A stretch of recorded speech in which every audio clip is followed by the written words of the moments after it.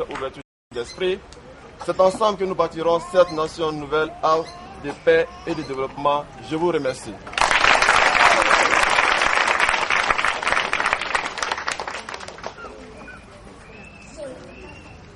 À la suite du président de l'ONG ADFTP, de la Fondaka, M. Koné, et Madame la vice-présidente, Madame Koné, distingués invités en vos grades et qualités, Mesdames et Messieurs, c'est avec beaucoup d'émotion que je m'exprime devant vous ce matin.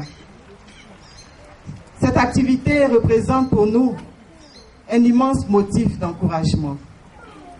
L'Ide africaine est un réseau régional pour l'étude et la promotion du leadership féminin en Afrique de l'Ouest francophone. Nous nous sommes donnés pour mission de, premièrement, réaliser et réussir la promotion du leadership féminin en Afrique de l'Ouest francophone en accompagnant les femmes dans l'accès aux ressources et dans l'autonomisation. Ensuite, de développer des programmes, projets et initiatives spécifiques pour encourager, soutenir et accélérer la promotion du leadership féminin. Et enfin, mobiliser les ressources multiformes nécessaires et les partenariats adéquats pour contribuer à relever les défis de la promotion du leadership féminin. Les initiatives que nous démarrons aujourd'hui s'inscrivent bien dans ces missions. En effet, mesdames et messieurs, la présente cérémonie de lancement concerne 2 programmes. Le premier est celui de l'alphabétisation de 300 femmes, suivi d'un accompagnement à leur insertion économique. Pour ce faire, nous organiserons les femmes par groupe de 25. Le second programme est celui de la formation de 200 jeunes d'un niveau minimum de 4e dans les métiers liés aux technologies de l'information et de la communication et aux besoins du marché de l'emploi. Ils seront ensuite accompagnés pour la recherche d'un stage. Les mots me manquent pour montrer toute ma gratitude à notre partenaire, la Fondation Koné Avicenne, la Fondaka, dont la noble vision, éduquer pour lutter contre la pauvreté, rejoint adéquatement la nôtre et qui nous associe à la réalisation de la sienne. Profonde gratitude également pour son appui matériel, technique et financier. Nous prions que d'autres partenaires empruntent cette voie royale.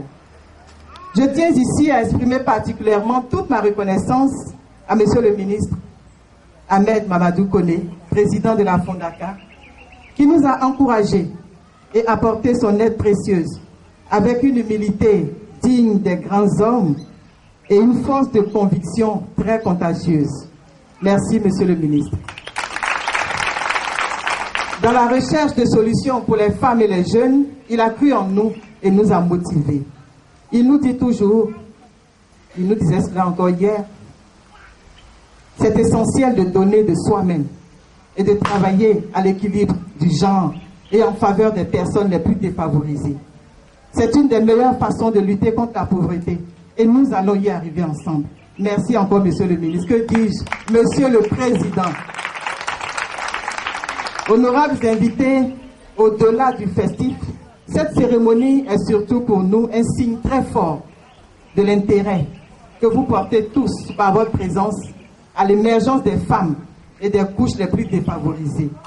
Le leadership des femmes est une approche essentielle pour le défi de la bonne gouvernance au service du développement. Il doit entrer dans l'ère de la démarche qualité, de la performance et de l'évaluation. Il doit être considéré comme un véritable investissement. La promotion du leadership des femmes permet déjà aujourd'hui d'accompagner les femmes dans l'accès aux ressources de base pour qu'elles puissent vivre décemment. Demain, cet accès leur permettra d'investir les sphères de décision, d'y demeurer et de s'y réaliser. Il leur sera donc plus aisé de prendre une part très constructive au développement. Et ceci m'amène au deuxième message fort que m'inspire cette cérémonie. La Fondaka s'est engagée à apporter un appui matériel, technique et financier pour nous permettre d'accompagner des femmes et des jeunes défavorisés. Toutefois, femmes, jeunes, votre émergence, votre épanouissement, personne ne les fera à votre place. Ils ne vous seront jamais donnés en cadeau. il vous sera fait selon vos initiatives, selon votre travail et selon votre foi. En effet, c'est valable pour nous tous.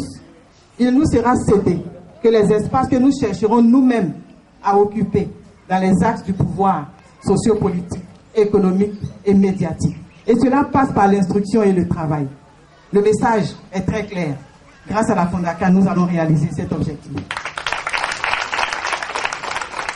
Il vous faut vous impliquer au maximum dans ce qui vous sera offert aujourd'hui afin d'en tirer le meilleur. Je vous exhorte donc à suivre les différentes formations avec assiduité et que l'excellence soit toujours recherchée, sans aucun clivage ethnique, religieux ou politique qui pourrait vous nuire. La balle est donc dans votre camp. Et troisièmement, la pauvreté et les inégalités socio-économiques liées au genre doivent disparaître à tous les niveaux. C'est une priorité internationale parce que nos réalités et de l'AVRTP qui se sont appropriés ces messages et qui travaillent à ce projet avec engagement dans la convivialité et la solidarité. Mesdames et messieurs, le soutien de la Fondaka et votre présence à nos côtés représente pour nous une invitation à toujours nous surpasser, à aller au-delà de nos limites pour contribuer à la richesse, la création de richesses dans nos communautés respectives. À Fondaka et à vous tous, honorables invités, je termine par un petit mot. Il est tout simple, mais peu importe sa taille. Il n'a pas de dimension. Il pèse très au plus profond de mon cœur.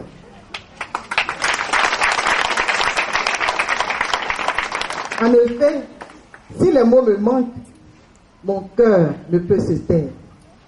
Mon silence vous dit merci.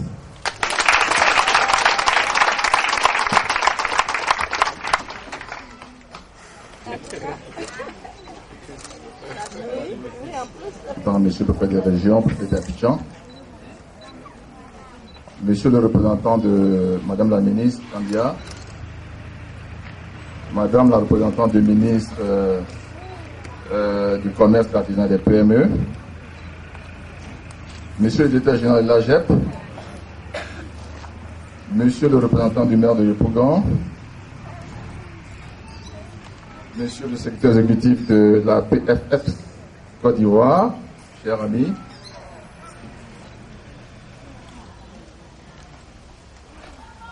monsieur Soros Sikili, chef de cabinet du président de la FEDOSI, cher oncle Kwasi de Gobert, spécialiste d'enseignement technique,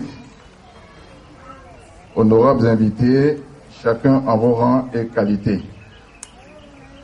Je voudrais vous exprimer de ma profonde gratitude à chacun de vous pour avoir sacrifié un peu de votre temps précieux, pour partager avec nous ces 5 moments de partage et de plaisir.